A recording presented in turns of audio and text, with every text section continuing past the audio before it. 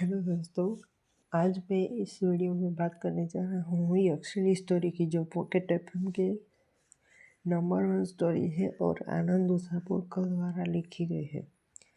तो आज मैं ये स्टोरी आपको बताने जा रहा हूँ। तो इस स्टोरी का प्लॉट ऐसा है कि किश्नोई नदी, जहाँ यक्षिणी रहती है, जहाँ जो युग के पापा होते हैं वो घर की तरफ लौट रहे होते हैं। तभी युग की माँ का कॉल आता है और युग की माँ कहती है, आप कहाँ तक पहुँचे? मतलब तभी युग के पापा कहते हैं, मैं किश्नोई नदी के तट के पास हूँ, मैं जल्द ही घर आ रहा हूँ। तो जो युग की मम्मी होती है वो कहती है कि किश्नोई नदी, वहाँ तो यक्षिणी रहती है। फिर युग के पापा कहते हैं, यक्षिणी? आखिर ये यक्षिणी कौन है? तब युग की माँ कहती है कि यक्षिणी का नाम मत लीजिए, वरना वो आपको मार भी सकती है। तो युग के पापा जो होते हैं, मतलब उसका नाम तो मुझे स्टोरी में नहीं पता, पर वो कहते हैं कि यक्षिणी का नाम लेने से क्या होगा। तो युग की माँ कहती है कि मतलब यक्षिणी का नाम लेते हैं वो बहुत खतरनाक होती है और पीछे पड़ जाते हैं। तभी वो विश्वास नहीं करते और होता कुछ ऐसा है कि वहाँ उसे मतलब एक औरत दिखाई जाती है, सुंदर लड़की जैसी कुछ। वो उससे गांव का रास्ता पूछती है, मतलब युग के पापा को गांव का रास्ता पूछती है और कहती है कि मुझे गांव का रास्ता बता दो। तभी वो अचानक से, मतलब वो लड़की जो सुंदर थी वो बदल जाती है एक चुड़ैल के रोल में और वो कहती है कि सारे मर्द एक जैसे होते हैं। तभी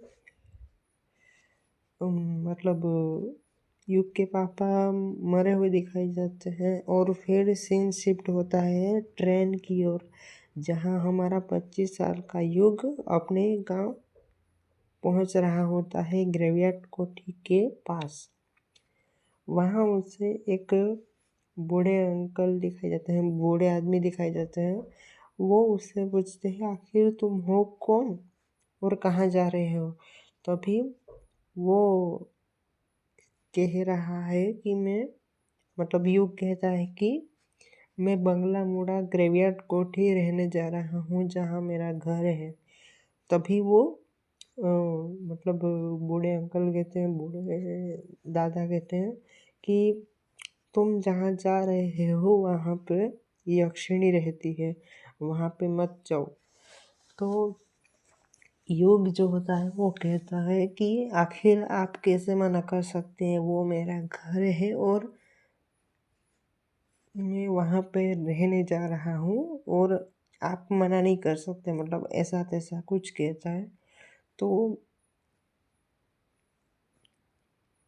मना करने के बावजूद वो अपने गांव पहुँच जाता है।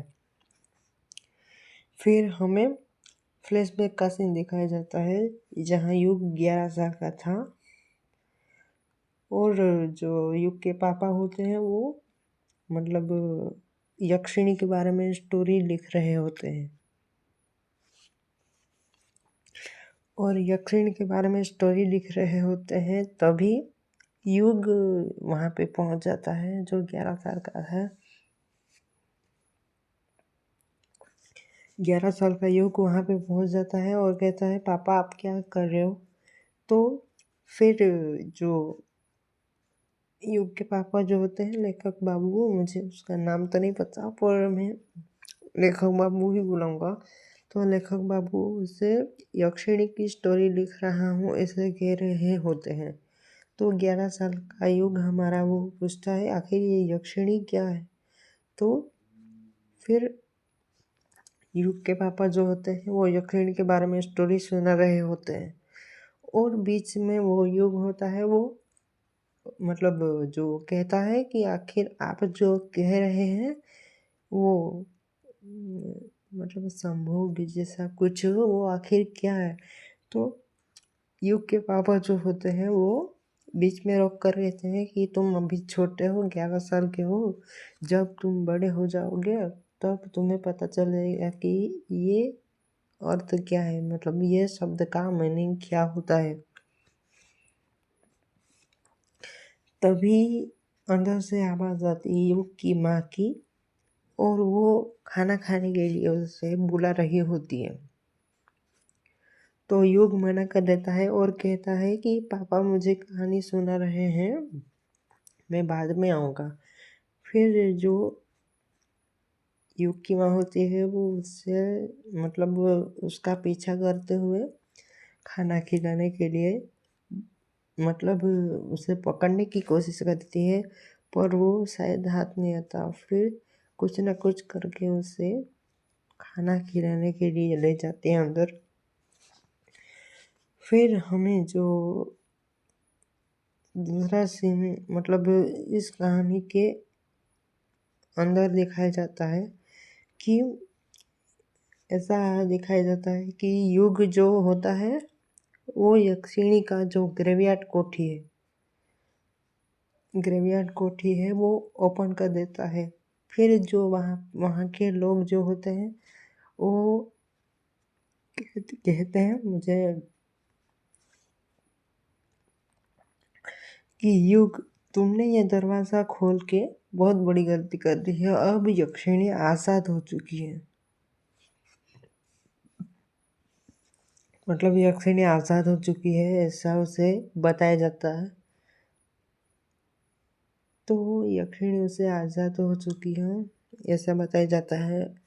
फिर अगले सीन में दिखाया जाता है कि जो होता है ना, यक्षिणी के कैद करने के लिए कुछ लोग बुलाए जाते हैं और मंत्र के द्वारा कैद कर दिया जाता है, पर युग मतलब उसे फिर से आज़ाद कर देता है और वहाँ पे कुछ हो जाता है, मतलब जो होना नहीं चाहिए था वो। और ये सीन ख़त्म होता है और फिर दूसरे कैरेक्टर हमें इंट्रोड्यूस किए जाते हैं, रजनी और उसकी बेटी जो होती है वो, मतलब जो उसकी बेटी जो होती है रजनी, वो रजनी का कैरेक्टर थोड़ा डार्क दिखाया गया है इसमें। वो काला काला जादू करती है, तो उसकी बेटी जो होती है वो बचपन से युग से मोहब्बत करती है, मतलब प्यार करती है। पर होता कुछ ऐसा है कि हमारा जो हीरो होता है वो विदेश में पढ़ने जाता है, मतलब अमुदिता उसकी बेटी का नाम होता है। मतलब अमुदिता को युग बचपन से पसंद है, पर जब वो बड़ा हो जाता है युग, तो बड़ा हो जाता है तो वो फॉरेन चला जाता है। अब फॉरेन चला जाता है तो ऑब्वियसली अमुदिता को डर तो लगेगा ना कि कोई लड़की उसे पसंद ना आ जाए। इस तरफ उसकी माँ कहती है तुम युग से बचपन से प्यार करती हो तो हम युग को अपना तुम प्यार में गिरने के लिए वशीकरण का सहारा ले सकती हो।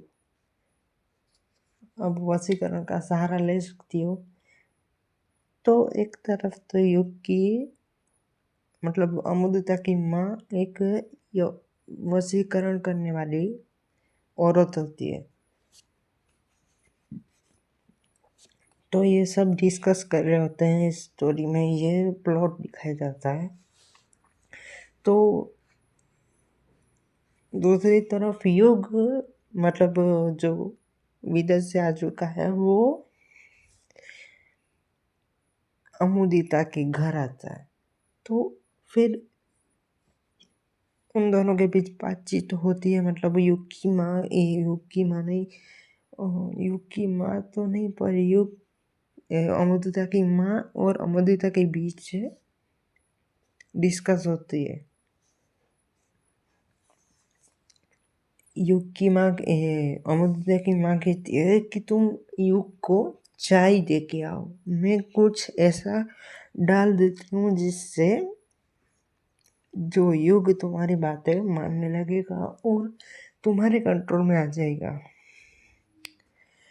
फिर अमृता थोड़ी हिचकिचाती है, मतलब थोड़ा सा ये काम करेगा या फिर नहीं। फिर जैसे जैसे वो चाय दे देती है, इस तरफ चाय तो दे देती है, पर युग हमारा वो पीता नहीं है, क्योंकि उसको पता तो नहीं चलता, पर ऑब्वियसली उसे बाहर जाना पड़ता है। तो अमृता फिर से प्लेन चौपट होने के कारण थोड़ी उदास हो जाती है कि अभी युग मेरे हाथ में नहीं आने वाला। तो फिर से कुछ ना कुछ बातें कर रहे होते हैं। एक टाइम पे आपको ऐसा भी लगेगा इस स्टोरी में कि यार ये कैरेक्टर तो थोड़े अजीब से दिखने को मिलते हैं, मतलब अजीब से ये कैरेक्टर इसमें फालतू के दिए गए हैं। मैंने जब सुना तो मुझे भी ऐसा लगा था। अब आगे इस स्टोरी में मैं बताता हूँ कि आगे क्या होता है। तो इस तरफ युग को बाहर जाना पड़ता है और फिर अमुदिता तो टेंशन में आ जाती है कि युग शायद अब मेरा नहीं हो सकता। फिर इस स्टोरी में कुछ ऐसा दिखाया जाता है कि यार जो इस स्टोरी में एक फनी कैरेक्टर भी दिया गया है, मतलब जो आई थिंक छलावा, चलो कुछ भी ले लेते हैं, छलावा उसका नाम है। तो उसी और बिंदु की स्टोरी जो राजस्थान पे बेस्ड वो चाय वाली होती है। तो चाय वाली होती है वो बिंदु, तो वो प्यार कर रहे होते हैं, पर यार वो थोड़ी सी फनी इंसिडेंट वाली, मतलब जो फनी सीन क्रिएट करते हैं ना, वो ऐसी कैरेक्टर हमें देखने को मिल जाएगी। तो उसका और छलावा का कुछ लव ट्रायंगल इसमें दिखाया गया है। तो मैं आगे बात करता हूँ। एक सीन में जो युग और सारे दोस्तों उसके कमरे में जाते हैं, तो उसे नशे में वो अमुदिता का नाम ले रहा होता है। तभी यार हमारी जो प्यारी बिंदु का कॉल आ जाता है कि आखिर जो छलावा है, मतलब वो क्या कर रहा है। तभी वो लोग झूठ बोल देते हैं कि छलावा तो बाथरूम में कुछ काम कर रहा है, कुछ नहाने गया है, मुंह धोने गया है, ऐसा बोलते हैं।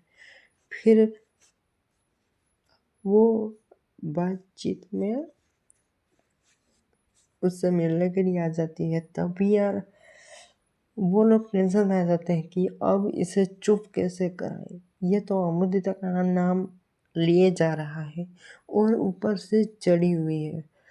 तो जब वो लड़की जो छलावा की गर्लफ्रेंड जो होती है वो वहाँ पे पहुँचती है, तभी छलावा शायरी बोलने लगता है। तो उसे ऐसा लगता है कि ये मेरे बारे में मेरे लिए शायरी बोल रहा है, तो वो खुश हो जाती है।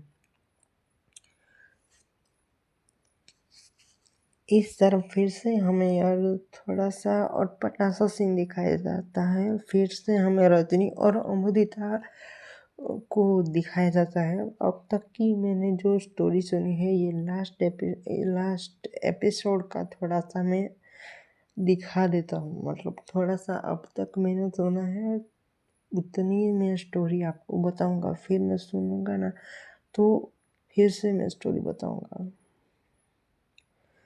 तो अमुदिता और रजनी जो अमृता की माँ है वो डिस्कस कर रहे होते हैं कि युग हमारे वश में नहीं आ सकता तो हम पिशाचिनी को बुलाएंगे। अब इस एपिसोड में पिशाचिनी को वो लोग बुलाने का सोच रहे होते हैं। फिर पिशाचिनी को बुलाते हैं कि नहीं वो तो मैंने नहीं सुना, पर एक एपिसोड सुना था जहाँ पे आत्मा वहाँ पे जो युग के कमरे में आ जाती है, वो टाइपराइटर पे अपनी खुद की कहानी मतलब ऑटोमेटिक जो कहानी होती है वो टाइप कर रही होती है। तो युग का दोस्त जो होता है वो कहता है युग से, आखिर ये कमरा तो काफ़ी सालों से बंद है, तो यार टाइपराइटर में कौन टाइपिंग कर रहा है? यक्षिणी तो नहीं है। फिर युग कहता है कि यक्षिणी यहाँ पे कैसे हो सकती है? युग युग कहता है कि मेरे पापा राइटर है तो ऑब्वियसली मेरे पापा की आत्मा ही होगी, लेखक बाबू की आत्मा ही होगी। पर यार जो युग का दोस्त है वो नहीं मानता। वो कहता है कि युग के पापा की आत्मा नहीं, पर शायद ये यक्षिणी भी हो सकती है। पर मुझे एक टाइम पे ऐसा लगा था कि वो युग की पापा की ही आत्मा हो सकती है, जो युग के हेल्प के लिए आई हो सकती है। कुछ भी उस स्टोरी में दिखाया जा सकता है। फिर युग वो चेक करने जाता है ऑब्वियसली, अब चेक करने तो जाएगा है, पर चेक करने जाता है तब उसे कोई दिखाई नहीं देता। फिर युग कहता है कि आखिर ये टाइपराइटर पे टाइपिंग कौन कर रहा है? अगर कोई नहीं दिखाई दे रहा है तो मतलब युग का दोस्त जो है वो ये सब उसे बता रहा होता है। तभी युग कहता है कि ये ऑब्वियसली मेरे पापा की आत्मा हो सकती है।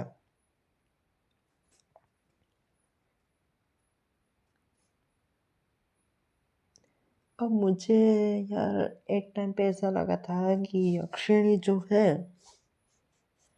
उसका और युग से कुछ कनेक्शन है, युग के पापा से।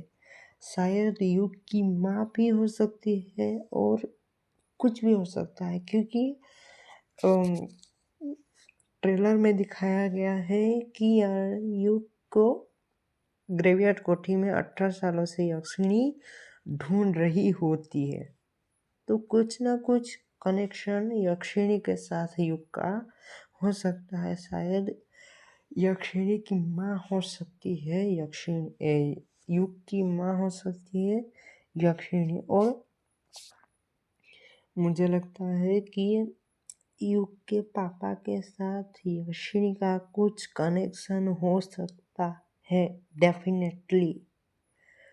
तो कुछ ना कुछ हो सकता है, क्योंकि यार 18 सालों से अगर यक्षिणी युग को ढूंढ रही होती है तो डेफिनेटली हमें लग सकता है कि यक्षिणी के साथ युग का कुछ कनेक्शन हो सकता है। सच में मुझे तो ऐसा ही लग रहा है, युग के साथ 100% यक्षिणी का कुछ कनेक्शन हो सकता है। क्योंकि और यार मुझे ऐसा भी लगता है कि युग के पापा जिंदा हो सकते हैं। लास्ट एपिसोड में लास्ट जो स्टोरी खत्म होती है तब पता चलेगा कि आखिर युग के पापा जिंदा है कि नहीं। और और तो कुछ नहीं, मैं आगे सुनूंगा तो आगे की स्टोरी भी मैं आपको बताऊंगा। आज के लिए बस इतना ही यार, बहुत इंटरेस्टिंग स्टोरी है ये, आप भी सुनिएगा। और ना सुने तो मैं तो हूँ ना, मैं सुना दूंगा आपको डेफिनेटली। अब बाय गाइस।